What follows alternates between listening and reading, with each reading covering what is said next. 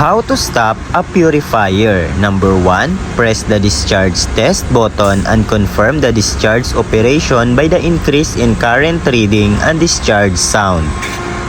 Number 2, press the auto stop push button and confirm the discharge operation again, and this is what happens inside the bowl when you press the auto stop.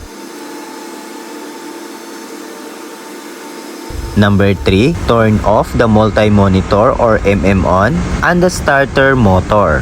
Number 4, for lube oil purifiers with a separate lube oil supply pump, stop the pump. However, for fuel oil purifiers where the supply pump or gear pump is coupled to purifier itself, the pump will stop when you stop the starter motor of the purifier, or in some designs, the starter motor is automatically stopped after pushing the auto stop button. Number 5, lower the temperature controller to 0 and close the steam valve. Number 6, wait until the purifier is completely stopped. Confirm by checking the motor fan.